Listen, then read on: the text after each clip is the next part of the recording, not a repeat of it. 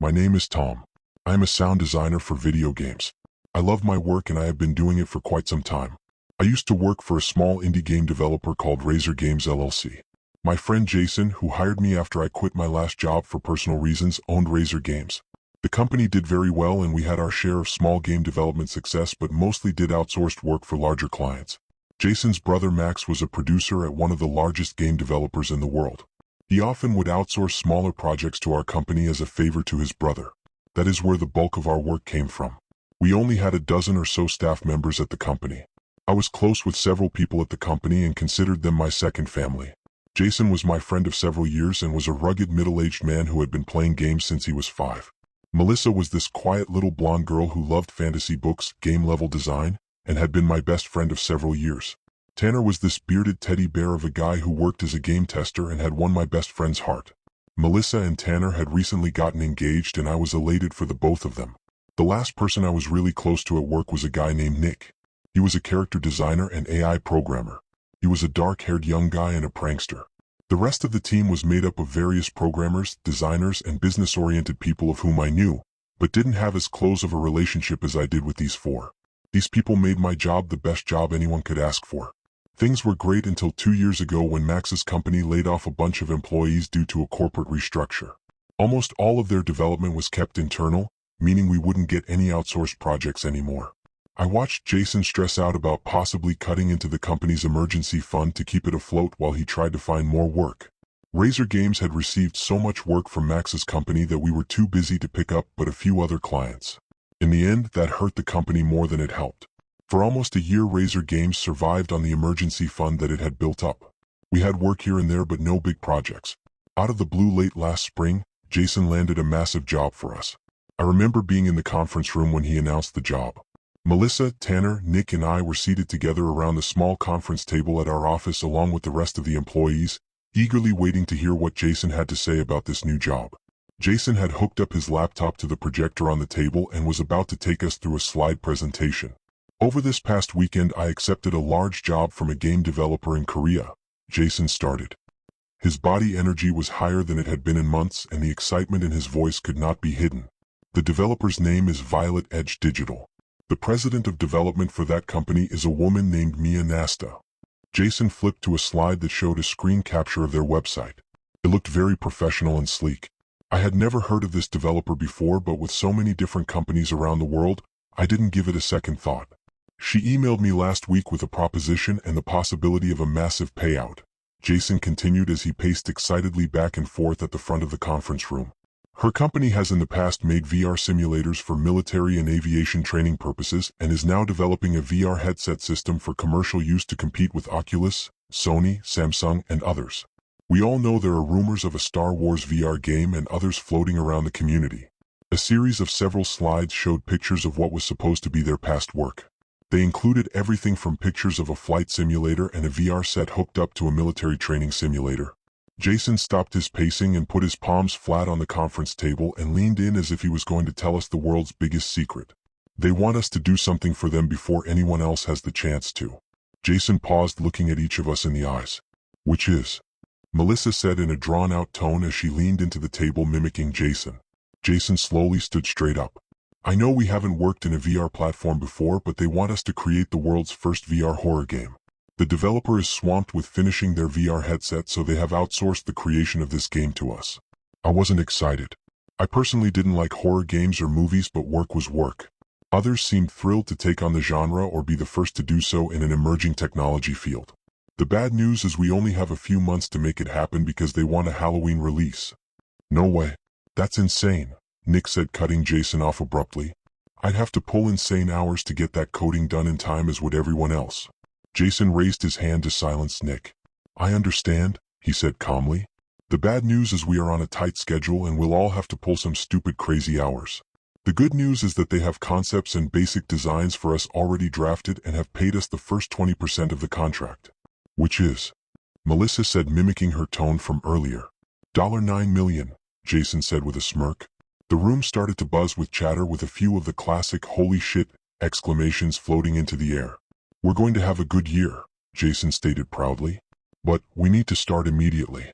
Let me go over the design concepts with you all. Jason took us through the rest of the slideshow. The storyboard was already fleshed out.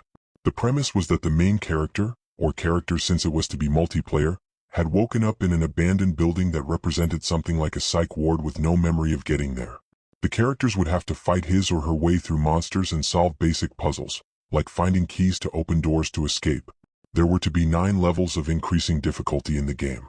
The developer even had some pictures of character models they wanted included in the game. There were several monster models they had suggested, but 2 that they absolutely wanted designed and included. They had included well-sketched pictures of the monsters the team was to create. The first of the 2 that they absolutely wanted in the game looked like an emaciated man with pale shiny skin. His head was bald and contained no eyes or nose. The only facial feature was an overly wide mouth with thin lips and needle-like teeth. The fingers on his hands were replaced by long bone-like claws. The creature's knees bent opposite of ours, with the bottom half of the leg being a long bone-like spike that it walked on. The second creature to be included looked like a fat baby with an overly large peanut-shaped head and collapsed face.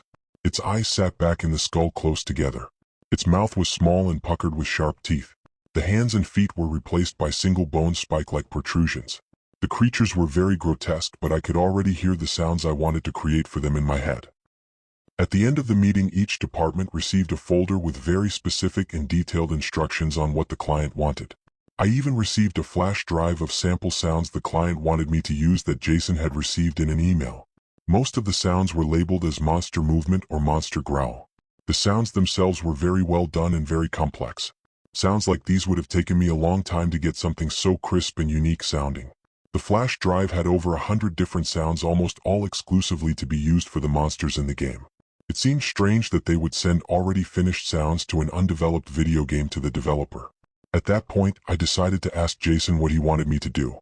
Nick was standing in Jason's office when I arrived. "Am I interrupting something?"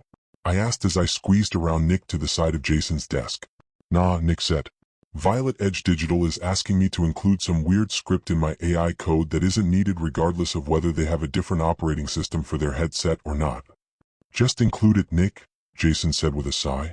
"I noticed it too. It's in the instructions for anyone who is writing code. They stated it was unique to their VR system and insisted it be included.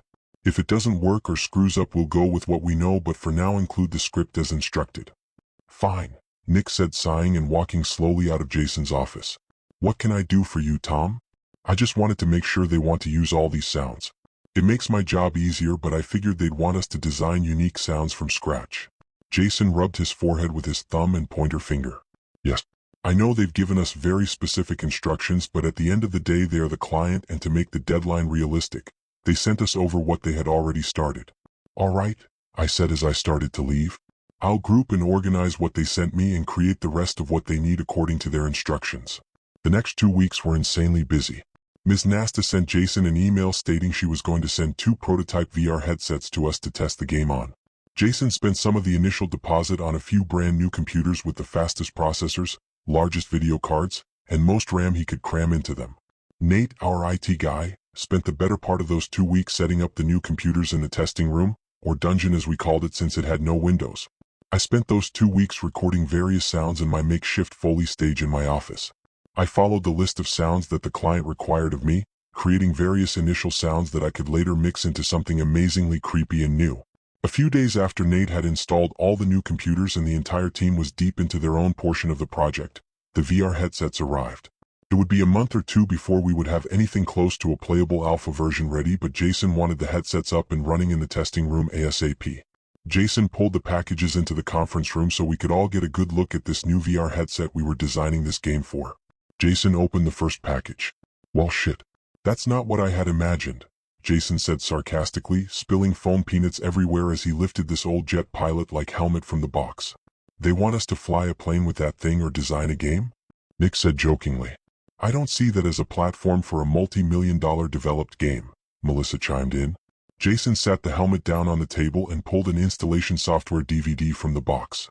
"Well," Jason sighed, "let's keep in mind that these are prototypes. Either way, I want them installed and ready by the end of the day so we can begin testing as soon as we have something ready. Nate and Tom, take these down to the dungeon and get the software installed on the PCs. The rest of you, get back to work so we can get something to test on these bad boys." I helped Nate carry the headsets to the dungeon and set them up. Both came with two controllers to manage the movements and actions of the player's in-game character. Nate ran the installation software on the computers as I connected the controllers to the headsets and the headsets to the computer. "What the fuck is that?" Nate said suddenly. "What's what?" I asked, looking up at the screen he was staring at. "This screen." Nate pointed to a pop-up window that was full of what looked like Wingding text scrolling on its own, but it clearly wasn't Wingding text. The window suddenly disappeared and was replaced by another that read, "Installation complete." "I've never seen that before. I'm gonna run a virus scan just in case." Nate started the virus scan quickly. "The computer isn't connected to the internet, so we should be okay, and I don't understand why our client would send us a virus if they wanted us to get their work done," I explained. The virus scan came back empty.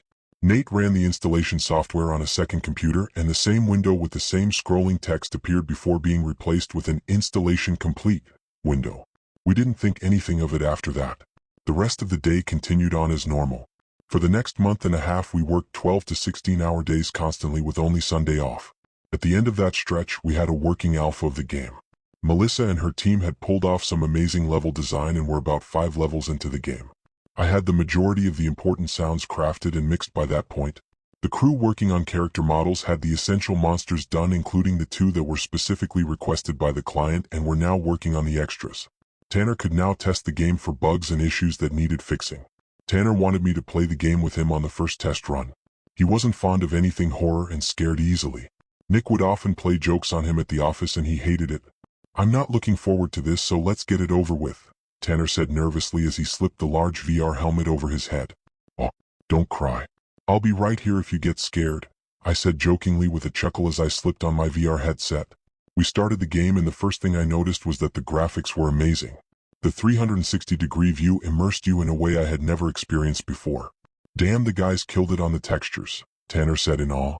"The sound is pretty fucking awesome too." "Thanks," I said dryly. I was so focused on the game before my eyes I wasn't really paying attention to anything else. Tanner was right. The sounds in the game were almost too good. I guessed I had created better sound bites than I thought I had. I was pretty damn proud in that moment. We spent a few minutes in the game's starting area trying out the basic mechanics and looking for bugs. Tanner noticed some texture tearing that needed to be fixed, and I took note that the character run command was spotty. After messing around with the character mechanics, we made our way through the first level. The level was simple. We needed to locate a key to unlock the door to the next area. We spent a few minutes running around the labyrinth of corridors in the abandoned psych ward looking for a key. There were several jump scares that involved the little fat baby-like monsters dropping in front of you or jumping out from behind something. I screamed a few times and so did Tanner, which helped me loosen up and laugh at the situation. As we rounded a corner in the game, a vent above us dropped down, slamming to the ground with a metallic echo. "Shit!" screamed Tanner. "Ha ha ha," I cackled. "It's just a vent cover." I paused as the echoing of the vent hitting the floor dissipated. "Wow, I don't remember programming that sound. Sounds really good though. Perfect reverb and everything." I watched as Tanner's character walked over the exposed vent and looked up into the dark shaft. "Holy fuck." Tanner screamed as one of the larger monsters swung down out of the vent rapidly and jumped on his character. A large thud hit the ground behind me. I couldn't hear it, but I felt the ground shake. "Tanner?" I asked, hoping he was all right. I tried to pause the game, but the feature didn't work. I took quick note of it and slipped my VR headset off. Tanner was sitting up on the floor with his headset lying next to him, rubbing his eyes. "You okay?" I asked as I set down my own headset. "Yeah, dude," Tanner replied somberly. "It just seems so real, like I thought I could actually feel the monster's weight on my body. It's virtual reality. It messes with your senses." I extended my hand to my friend to help him up. "You want to take a break?" "No. We need to get this testing done so we can get the big issues fixed ASAP. I'll be fine." "Okay. I'm going to take what I have to the programmers and make sure they get the pause function working, then get on creating the rest of the sounds, since the ones in the game sound pretty damn good if you ask me." "Okay. Just leave the door open for me." Tanner genuinely looked frightened, and I felt sorry. He was the lead tester on this game. I took my notes to the correct departments and brought up the pause function of the game not working properly. It was another month before the game was in a very rough finished shape. The game was far from fully functional, but the first several levels were nearly complete. One afternoon I was sitting in my office mixing some of the sound effects I had created when I heard Tanner in the dungeon scream loudly. "Who the fuck?" Tanner yelled in an angry tone. He wasn't an angry type of guy, so I knew something had caused him to blow a gasket. I I turned around to see Nick and a red-faced Tanner standing in the hall. "Dude, it's not fucking cool," Tanner yelled. "What isn't?" Nick said with palms raised up and a confused look on his face. "Dicking with me while I'm testing that game." "What are you talking about?" "I know it was you. You're the only prankster in this office. You came in and blew on the back of my neck while I had the headset on. I could smell your breath." Tanner had gotten up into Nick's face. Nick backed up to create some space between the two. "First, I just came from my office and am headed to ask Jason a question. Second, I know I joke around, but you know that I know you hate horror anything, so I would never mess with you while you were testing the game." "It's true," I said in Nick's defense as I got up out of my chair. "My office door has been open the entire time and I didn't hear anyone go into the testing room. I think the VR is really screwing with your senses." By this time Jason had entered the hallway to see what was going on. Tanner's face was calmer but still red. "Tanner," Jason called, "take the rest of the day off and relax before you have a heart attack." "Sorry, Nick. I'm just on edge because of the game." "I'm sorry, man." Tanner hung his head down and sighed. "Forget it," Nick said calmly with a smile, reaching out to grab Tanner's shoulder. "Go take a break. I'll do the rest of the testing today since I'm ahead on my work." Tanner looked exhausted as he walked off. "Well, I guess there goes the idea of having a scare video compilation for promo purposes," Jason said with a defeated tone as Tanner left. "Promo video?" I asked inquisitively. "Yeah, I was trying to convince Ms. Nasta that we should shoot a promo video of our testers getting scared shitless playing the game. I can't get her to answer her phone during the middle of their day, and the only email reply I got back was that they liked the initial alpha version I sent them and that she disapproves of the promo video idea. You should do it anyway so we can watch it as a group for our launch party when this thing is finished," Nick said, smiling. "I probably will," Jason said. "What were you going to ask me, Nick?" "I still haven't solved our AI issue," stated Nick. "You have an AI issue?" I asked him. "Yeah, it's weird. Most people testing it and myself have noticed that sometimes the monsters won't attack you and will run away like they want you to progress in the game or something. They should be programmed to run away when they are under 30% health but not while at full health. I just haven't solved the issue yet. Go hop on the game and see if you can figure it out. As far as I know, the other programmers haven't figured out how to get the game to pause either, so you're not the only one with some issues," Jason finished. Nick nodded and headed into the testing room. I went back to working on the last few sounds I needed to create. Before I left that night, I asked Melissa to check in on her fiancé and let me know if he was okay. I had never seen Tanner like that before and it worried me. She eventually sent me a text saying he was fine and had calmed down. It was a big relief for me. A week or two went by and I listened to several other people scream and fall out of their chairs in the dungeon from my office. Everyone seemed to be very pleased with the job we were doing with the game. Most people commented on the excellent sound and graphics. Plenty of people who tested the game also felt as if they could feel the monsters grab them or push them, even though we all chalked it up to being immersed in a visually encompassing game. I was finalizing the last sound in my office and Melissa was testing one of the game's levels to check for any tears in the texture or glitchy spots in the dungeon next door when I heard her shout. "Shit!" Melissa screamed. I whipped around in my chair so fast I nearly flung myself out of it. As I stood up, Melissa exited the testing room holding her left arm. A crimson streak of blood was dripping down on the floor. "You okay? What happened?" I asked as I rushed to her. Jason had entered the hallway at that point as well as Tanner. Both were speaking over each other, asking her if she was okay. "Yeah, I'm fine," Melissa replied, looking at her arm. "You're bleeding," Jason mentioned as he pointed to her arm. "I know. I'm okay." Melissa was definitely calmer than the others around her. "It looks bad. I'll get the first aid kit," Tanner said as he rushed off. "What happened?" I asked again. "Something scratched me. I was playing the game and I was on the 7th level when I was attacked by one of those bigger monsters with the bone-like fingers. It swiped at my left side and I swear I could feel it cut me, so I grabbed my arm and that's when I felt the blood and the pain." Her right hand was covered in blood. Tanner had returned with some paper towels and the first aid kit. "It's just a game," Jason said. "Everyone is falling off chairs and sensing things that aren't real because it's a VR game. It's supposed to immerse you. It'll mess with your senses. You probably had a knee-jerk reaction to what your brain sensed as an attack, and when you grabbed your arm you scratched yourself." "I guess it's possible," Melissa said with a sigh as Tanner began dabbing the blood off her arm. "You know what?" Jason stated with an exhausted tone. "We all need to take a long weekend off. We've all been pulling 12 to 16-hour shifts and I think we're all burnt out." Jason wasn't wrong. I was tired. My friends were tired. Jason himself was tired.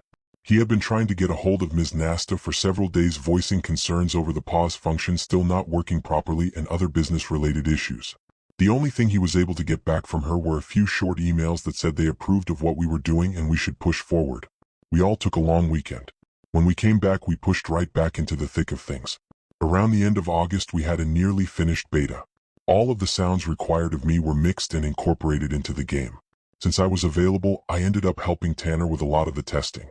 Since the VR headset was not commercially available, we couldn't have an open beta, so Tanner and I were going to put in some long nights. The game itself looked amazing and sounded just as good as it looked. Tanner and I had begun to laugh when we were attacked by one of the emaciated man monsters or fat baby things. We knew where all the jump scares were on each level, so we could anticipate them and make fun of each other if we jumped. Because the immersion of the headset was so good, we still felt like the creatures were breathing on us or could feel the impact of one of them hitting us. We knew it wasn't real, but our brain didn't. Testing for several hours became the norm for us. Every now and then we would have to stop, especially after a long session, because we would feel queasy. We figured it was because we weren't used to playing in a 3D immersive game. One day Tanner was out for a doctor's appointment, so Nick tested the game with me. "Have you had a consistent experience with the monster AI when you've tested the game?" Nick asked me before we began. "The monsters always seem to be where they should be," I replied. "No. Let me show you what I'm talking about." We both slipped on our headsets and started to play on level 7. We pushed through the mini puzzles and hordes of monsters until we reached where you were to retrieve a key to open a door to level 8. The key was on a string dangling in the middle of a massive open room full of the baby-like monsters and the emaciated man creatures. The creatures patrolled around in groups. We had designed this room to be a wave-like boss encounter. So every level I've completed, there is this issue where the first time through the monsters around the key should aggro at 20 yards, but they don't. In fact, they'll actually watch you instead of attacking. Nick maneuvered his character to the middle of the room and stood by the key. I watched with my character from the edge of the room. "Come here," Nick said. I walked my character past several of the monsters to Nick's character. "What the hell?" I questioned in awe. The monsters let me walk past them. Instead of attacking, they faced our characters. We stood in the center of the room with a dozen or so of the grossly disfigured creatures just watching us. They either swayed side to side or paced slowly back and forth in a small pattern. Their blank stares and creepy sounds, some of which I couldn't remember if I had created or not, sent an ice-like chill up my spine. "Dude, this is really creepy," I told Nick as I shuddered. "I can't tell if they're bugged or what is going on, but I didn't program this. This isn't anything compared to what I'm about to show you." Nick grabbed the key with his character and placed it into his inventory. "Watch what they do now," said Nick.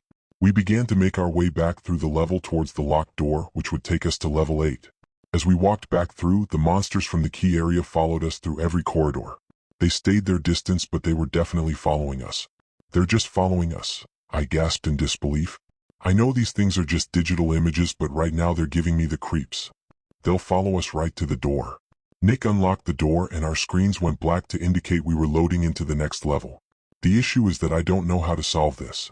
Nick slipped off his VR helmet. "The first time through each level, the creatures won't attack you unless you attack them. I've tried programming different ways and I just can't fix it. The second time through a level, they'll act properly with regard to gameplay." Nick restarted level 7 to show me. Sure enough, when we reached the area where the key was, the monsters attacked us when we were within their 20-yard range. After we finished the second session, Nick and I got ready to call it a day. We both felt a little motion sick from playing the game. "You okay?" Nick asked as I leaned forward in my chair after removing the VR headset. "Yeah, I just need to rest for a second. The 360 view makes me feel queasy after I play the game for a while. It's weird I haven't gotten used to it yet after doing more testing this past month. I concentrated hard to get my world to stop spinning. Yeah, it makes me wonder how this whole VR thing will go once it becomes commercially available," stated Nick as he put away his equipment. The next 2 weeks for me were intense. Tanner and I did a lot of testing on the last 2 levels. Ms. Nasta had emailed Jason asking for push on the delivery so Violet Edge Digital could release some game footage as promotional material.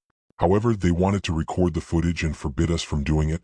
We were almost finished with the game, and as strange as that seemed, Jason wanted to push forward to our big payout. I had started to develop more and more motion sickness as I played the game. It would often be a combination of head spinning followed by a stomachache. The sickness intensified after each session in the final week. That Friday was the last test session. I stumbled into my office wondering how I was going to make it through the day. To make matters worse, it was a cold day.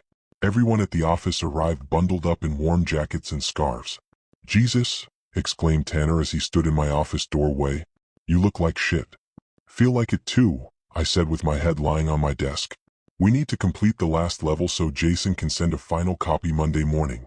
My head is spinning and my stomach feels bad too, but at least I can still stand. Go home, dude. I can grab one of the other guys to help me with this. Jake in programming is free, I think.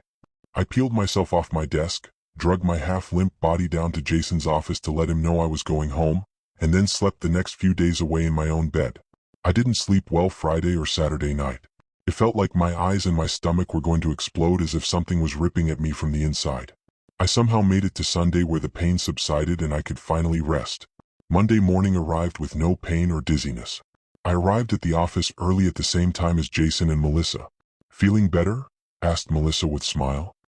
Way better, I answered enthusiastically. Jason turned the door handle to the building and it gave. Damn it, he stated in an annoyed tone. Tanner and Jake left the door open when they left on Friday. We entered the building and made our way to our offices. Tom, can you look around the offices to make sure everything looks like it's here, and Melissa, can you check the dungeon to make sure all the equipment is accounted for? Yeah, just let me get my stuff put up and my computer turned on, I shouted back.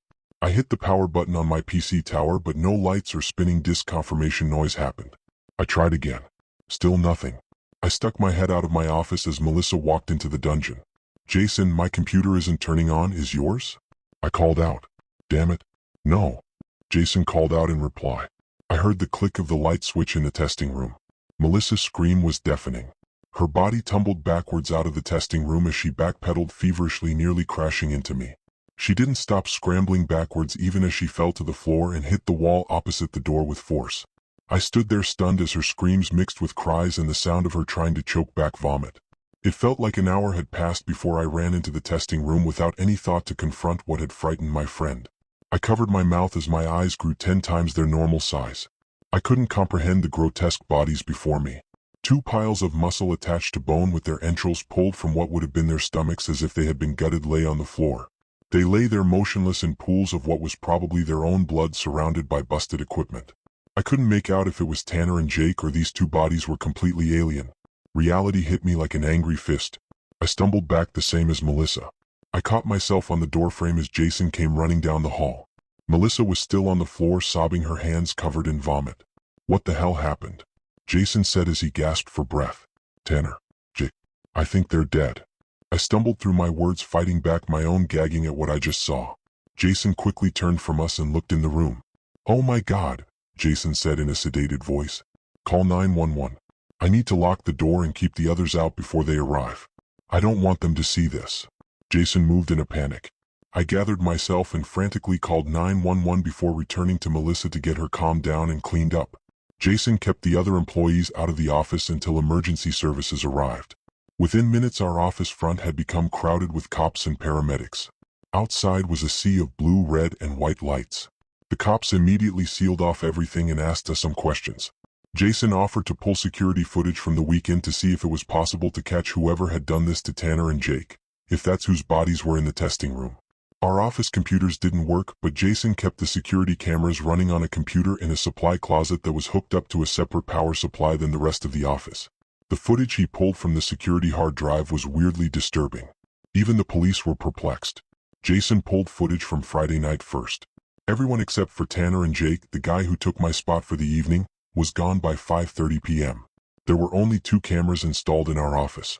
One covered the front door from the outside and the other looked over the main hallway. Jason bought good cameras though. They could zoom in to show explicit detail of anything in their view. Jake and Tanner could be seen entering the dungeon to finish testing the game with their coats at 6 p.m. It had been a cold day and the testing room was often kept at a cool temperature because of the amount of consoles and computers inside of it. 2 hours passed before any movement was caught on camera.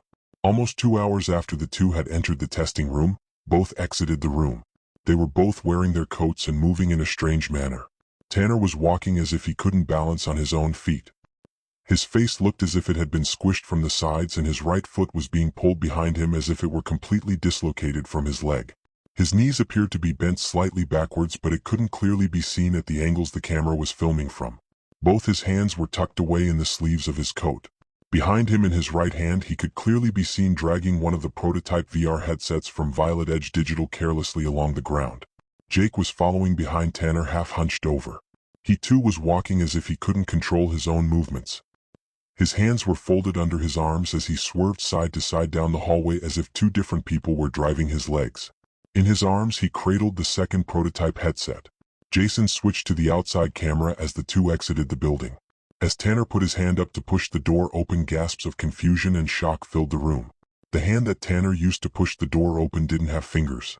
In their place were long, bony-looking spikes just like the emaciated man-creature in the game had. As the two exited the building, the grotesque hand was pulled back into Tanner's coat sleeve. As they turned to walk away down the street, several humps appeared on each of their backs under their coats. The protrusions moved up to the coat necks as if something had scrambled from there but to their neck. There was no other person in any footage the rest of the weekend till we arrived that morning. There were several what the fucks floating around the room at this point. The police demanded a copy of the video, to which Jason quickly obliged. The office remained closed for the next few days as the police continued their investigation. I sat at home in the dark waiting to hear if it was okay to return to work or if I needed to give another statement to the police. I felt numb. I wasn't sure how to feel. Jason called after the police investigation at the office was over. I could hear the sadness in his voice as he informed me that the office was closing. He had paid everyone his or her portion of the initial deposit from our client and shut down the office. He explained that too many people didn't feel comfortable working at the office where their co-workers had just been murdered. The next phone call was from Melissa. She was in tears as she told me that the investigators confirmed the dead bodies to be Tanner and Jake by DNA and dental records.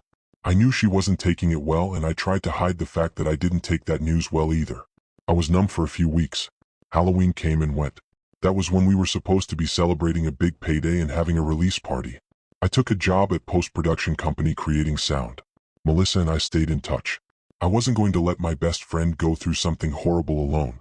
Nick took a teaching job at a tech college and left town. We stay in touch through social media, although it's not the same as hanging out. I didn't hear from Jason after his phone call to tell me he was shutting the company down until a few weeks before Christmas. He called me and asked me to meet him for coffee one afternoon. It was a cold day, much like the last one I spent at the office before my friends and colleagues were skinned, disemboweled, and murdered. I found Jason sitting at the designated coffee shop alone. He still had his coat on. There was a laptop sitting on his table and he sipped from a shaky cup. Bangs had formed under his eyes and his hair was disheveled. "You look like shit," I said sarcastically as I sat before him. "Good to see you too," he replied with a half smile. "I don't sleep much anymore." "What? What's going on?" "I haven't heard from you since you decided to close down Razor Games." Jason shifted around in his seat. He twitched his head side to side as if he was looking for someone. "I've been working for my brother. Long days and nights." Jason paused and gazed out the window. I knew he had something else to tell me. "Remember when Nick said I should tape people testing the game to get some reaction shots for promo or our release party?" Jason quietly stated. "Yes," I replied, tilting my head down. "Well, I did. I set up the camera in the room and connected it to the computer in the closet that was recording surveillance footage. I wanted it to be a surprise for our release party. I figured we'd have a drink and share some laughs at everyone getting freaked out and fall off chairs while testing the game. With all that went on, and because I had set it up months ago, I forgot it was there until a day or two after the incident. I pulled the footage from the hard drive. You need to watch some of the footage." Jason opened up the laptop, still twitching around like a paranoid crack addict. "Remember people saying they felt like the monsters were actually hitting them? Watch this video." The first video was of Tanner and me testing the game a few months ago in the beta. We were laughing in the video after just being scared by one of the monsters in the game. Our heads were turning as we were looking around with the headsets on. Suddenly Tanner screamed and an indentation on his shirt by his stomach appeared as if someone had pushed hard on him. Seconds later he could be heard saying he was jumped on by one of the creatures in the game. Jason showed me several more videos of various testers being pushed and pulled by some invisible force. We had always chalked the feeling of something physically touching us to being immersed in a VR experience. "Do you remember the day that Melissa cut her arm?" My eyes were wide and my heart was pounding at this point. I shook my head in confirmation. Jason pulled up a video from that day. Melissa was sitting in the chair. The VR headset covered her face and her hands were moving with the controllers as she tested the game. A small indentation appeared on her arm and quickly moved down her skin, followed by a trail of blood as if someone had scraped her hard. Melissa grabbed her arm in pain as she had done that day. "Something was in the room with everyone," said Jason. His bloodshot eyes did not blink. "You need to see the video from that last Friday night." I was afraid of what I would see, but I wanted to know what happened to my friend. Play it. I knew I would regret my decision. The video started as Tanner and Jake sat down to begin testing after everyone else had left. Jason fast-forwarded 20 minutes into the video. Jake could be heard saying he didn't understand why the monsters were following them instead of attacking. He made reference to the glitch Nick had showed me where you would have to complete the level before the monsters would act normal on the second playthrough. Tanner exclaimed that he was going to unlock the last door of the game and then they could run through the level again. Tanner started to say he was finished and that he was going to reset the level before his words were cut short. Tanner dropped his controllers and grunted in pain, gripping at his stomach as he did so. His body slouched back into his chair. His stomach began to bulge. It began to ripple and swell as if something was struggling to get out. His grunts became mixed with wails of pain. His body violently contorted. Jake's body soon followed in the same contorted motions, accompanied by his own screams. I clasped my mouth in horror and disgust. I don't want to see the rest of this. I could feel a tear form in my eye as fear began to grip me. You need to see it, Jason said in a stern whisper. Both bodies writhed violently, their stomachs swelling and collapsing as if something was pushing from within. Finally the bodies came to rest in their chairs, their VR helmets still on, and stomachs swollen to unrealistic proportions. I watched in horror as my friends' stomachs burst open. I could feel the vomit in my throat as I watched and heard that horrific sound which I'll never get out of my head. Two large, thin membrane sacs emerged from their bodies, pulling entrails with them as they fell to the floor. A clawed hand punched through the thin vena membrane as the screen cut to static. That's it, Jason said as he closed the laptop. What the fuck is this? Why did you make me watch this? Tears were trickling down my face. I was disgusted and angry at what I had just seen. Please tell me this shit is fake and that you're just being a shithead so I can move on. It's not fake. I didn't tamper with any of the footage. I saw the same shit you did. No, we saw them walk out of that room. The hell we did. Think about it. They were skinned alive. The coroner confirmed it was their bodies. You know damn well that whatever looked like Tanner and Jake leaving that office wasn't them. The distorted face, the clawed hand on the glass door, the dislocated feet, the strange movement under their coats. I threw myself back in my seat and stared at the ceiling for a few seconds as I sighed. What are you suggesting? This is going to sound crazy. I've been doing some thinking.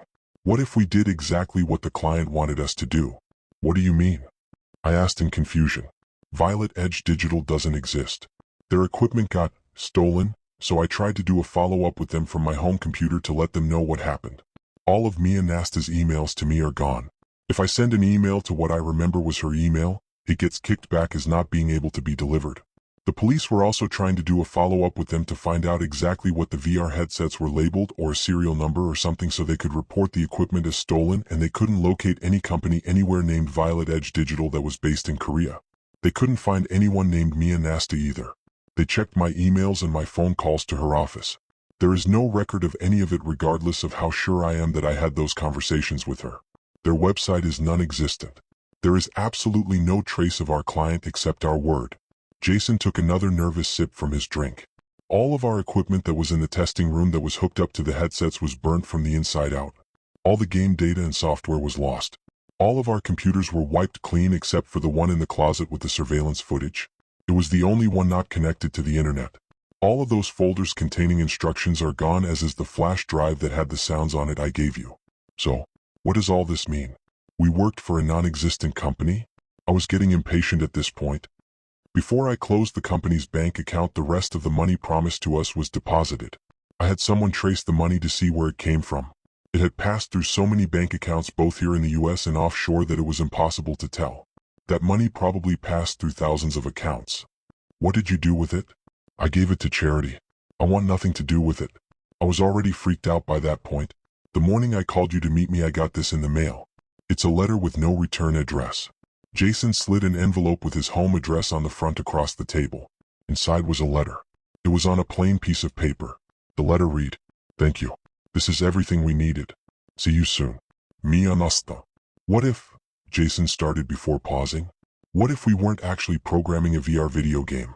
What if those creatures weren't made up? You can't be serious, I stated sternly. Think about it. The weird script they wanted us to include in the code that no one recognized. The feeling of people being physically touched while playing. You saw the video. What if we weren't programming a game where a player escapes but in reality programming a way for those creatures to escape? Remember the pause feature not working? You can't pause what's real. People always said the visuals and the sounds were too good and contained things they didn't remember programming. What if we weren't looking at a game but a real world with our game overlaid on it? I sat in silence. Nick said the creatures wouldn't attack you until you had opened the door to the next level, right? You ever read Dante's Inferno? There are 9 levels of hell. The client wanted 9 levels that looked like an abandoned psych ward. Mia Nostra. Think about it. That name is an anagram. Jason's ideas up this point seemed possibly valid, but he was reaching for straws to me with his last statement.